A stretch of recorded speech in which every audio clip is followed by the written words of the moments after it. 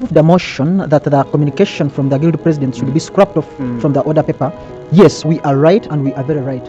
In the previous session that we had last week, he was supposed to deliver a speech, and of which he did not turn up. However, he was directed by the Speaker, Right Honorable Mugisha Edgar Stewart, to write and submit an apology before the honorable colleagues, and of which he did not do.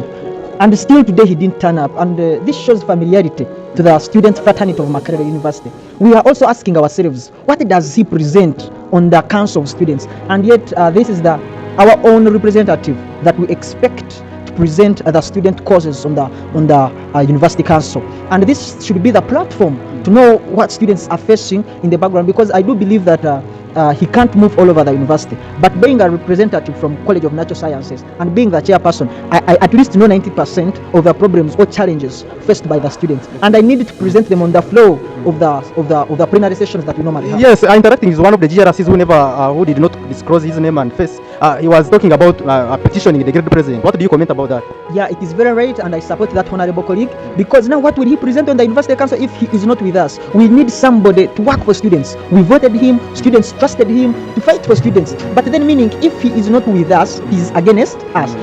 We have our own slogan as leaders, that you are either with students or against students. So meaning if he is against students, he's sidelining with the administration. And I don't fear to say this, we are leaders for the students. We are accountable to students. We are not accountable to the administration, meaning we have to work for students. So meaning if he is not with us in the plenary sessions, he should be petitioned, and maybe we get somebody who is going to work for students, because enough is enough. They played this trick. I've been serving as the GRS. I was serving as the GRS in Civil Hall in the 89th government. This is the same trick they used, so that now power belongs to the cabinet ministers, and they decided on behalf of the students. We need to work for students by having activities at our different colleges. Yes, I want to ask, I don't know whether you have information about that, but when you interact with most of the ministers, cabinet ministers, most of them are trembling to give, even they don't wish after to appear in the media.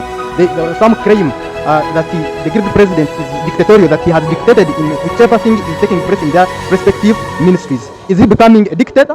What I would like to comment on that, most ministers, they don't work under their own, saying that I'm working as a minister. They are okay, like what they do is they find they're working on the powers of the guilty president. They can't do anything on their own unless the guilty president has instructed them. The interaction I've made with some ministers, they were ready to present their budgets, but later on now every minister is saying my budget is not ready, my budget is not ready. That means that they were instructed either by the guilty president or the prime minister not to present the budget. That means that they are not working on their own. Yes, the finance minister was constantly moving out and in, and even the vice president is not inside. What does this one indicate? To start with, the vice president, I think today was her first appearance in the house, and I think she was in the house for not more than 5 minutes. She came briefly and left. So like my colleague has just said, it is habitually coming and disrespect to the house for the person of the good president and the vice good president defying plenary sessions, and and again about the issue of the finance minister, I think just like I said earlier, he's a captive. He is not doing some of these things willingly. Earlier he said that he was not ready in a paper he submitted to the speaker. He said he was not ready to present a budget today, and later after someone brought up the thing of him resigning and what he says, I have the budget framework ready to present, and again later he says I'm not ready. So it shows you the kind of character person we're dealing with as a house. Like I said earlier to some of my colleagues, that this is more of la casa de papel.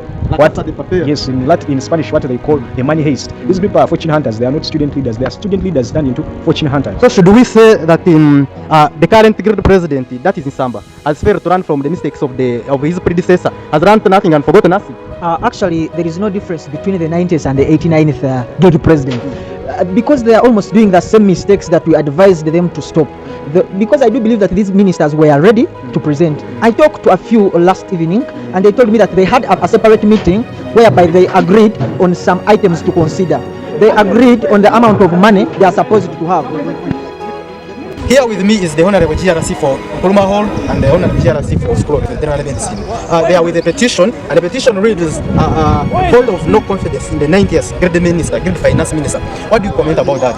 I personally support this petition. The Constitution provides that we should provide the full budget within the first 45 days. If we are to do so, the executive will go with the administration and draft their own budgets in their favor as to the students. It's absurd that the finance minister has come to us this morning claiming that he's not ready for, and he doesn't have the budget, and yet he was notified 5 days earlier. And this is very absurd.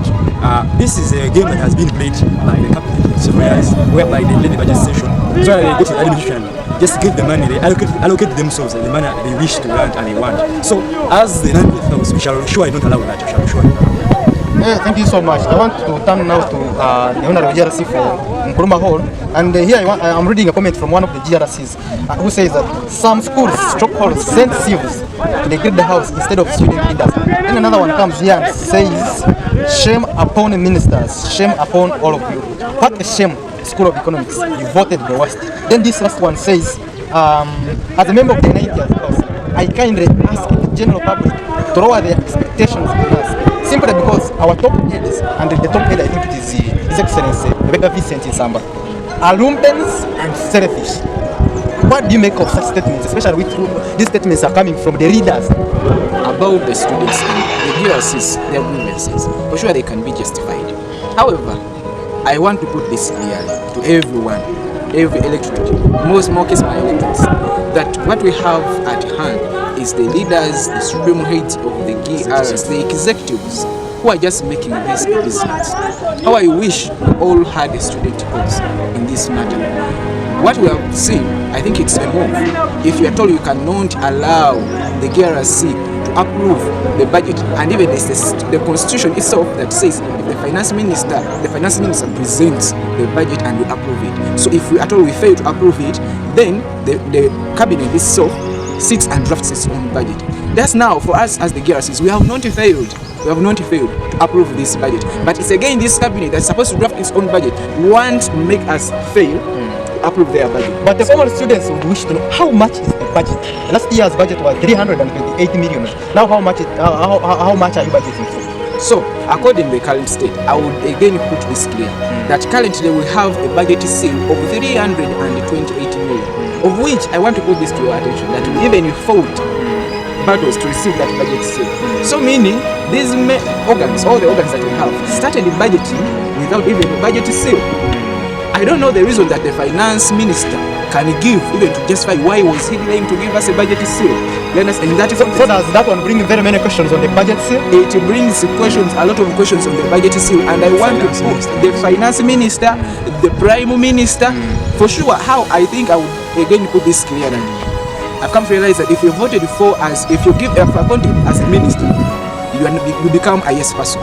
What we have seen in the house, someone defends something which even doesn't even, a minister is expected to say yes for anything that comes from the guild president, from the executive, and we shouldn't be the cause. Yes, you're a minister, but you are voted as a GRC. So I put this to the electorates of those ministers that indeed, for sure, I think you did a disservice to us as the August House. Honorable Zulaika, are you equally disappointed? Yes, I want to say that I'm equally disappointed because in the beginning we all believed that ministers were chosen on grounds of competence, but it has been proved to us today in the budget session that some ministers are actually incompetent.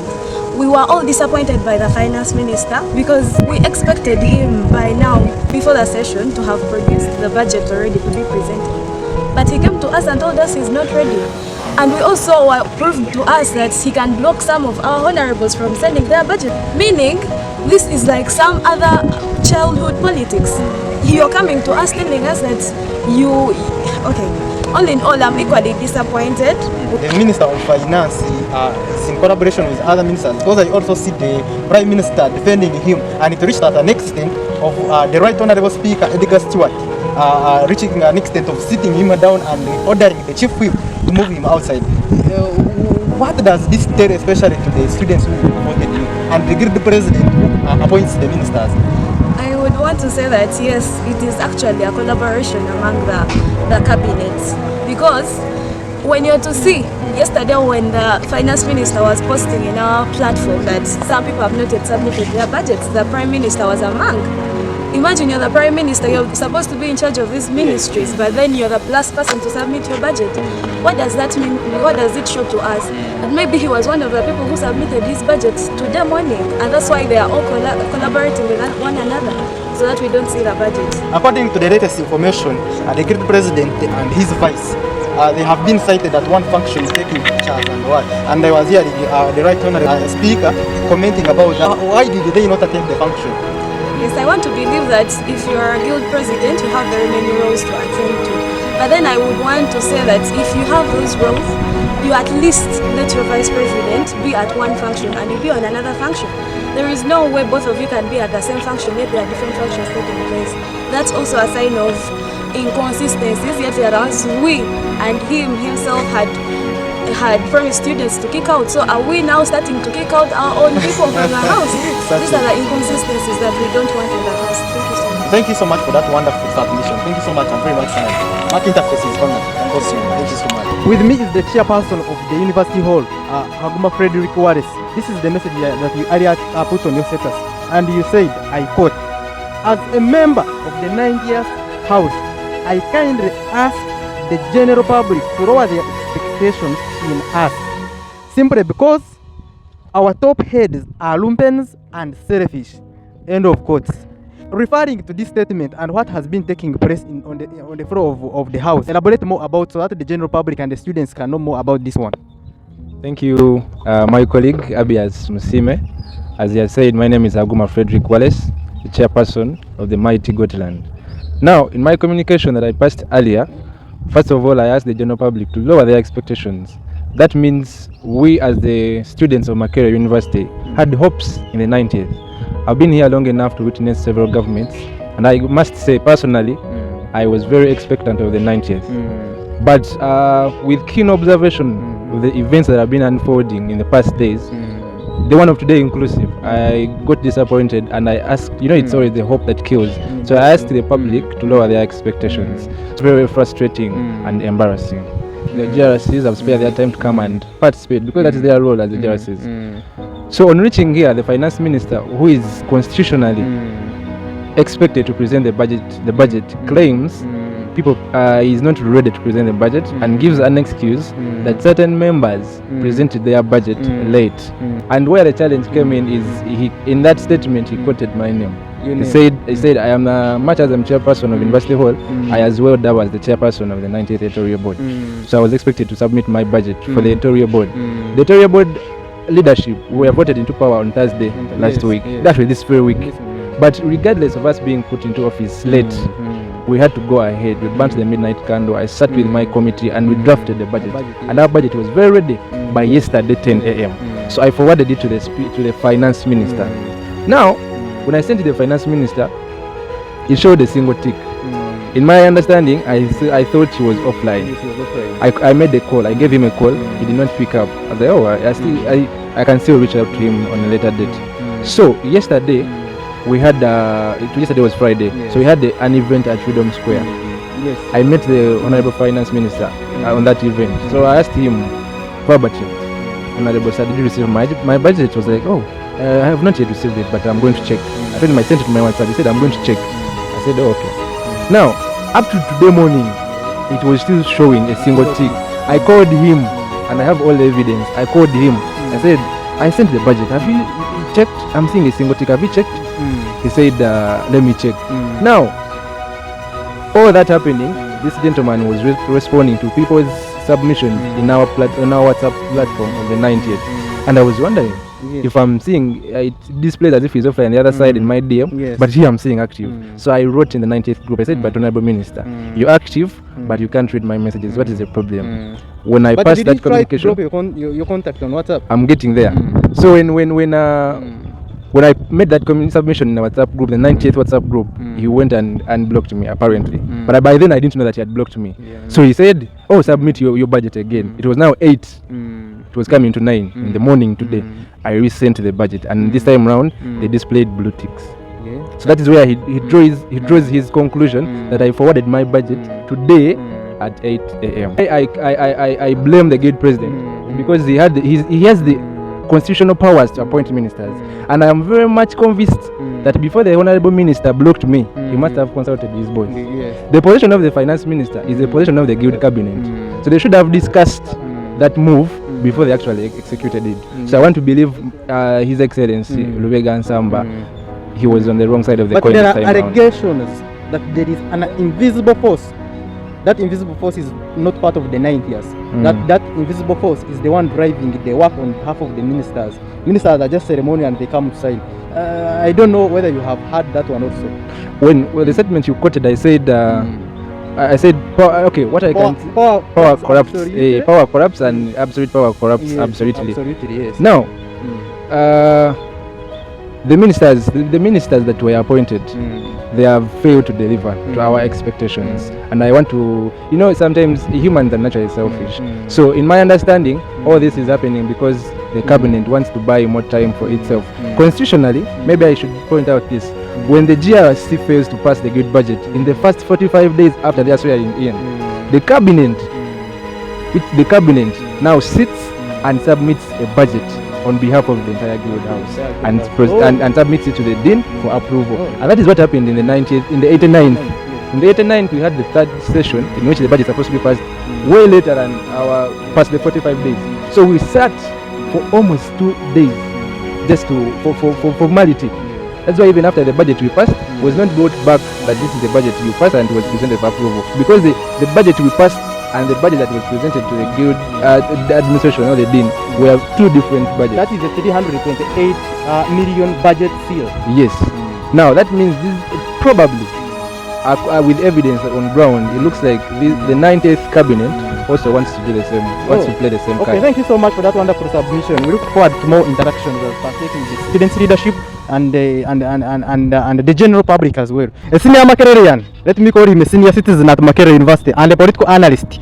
Today we are part of the gallery in the 90th Guild House when we are submitting about the budget.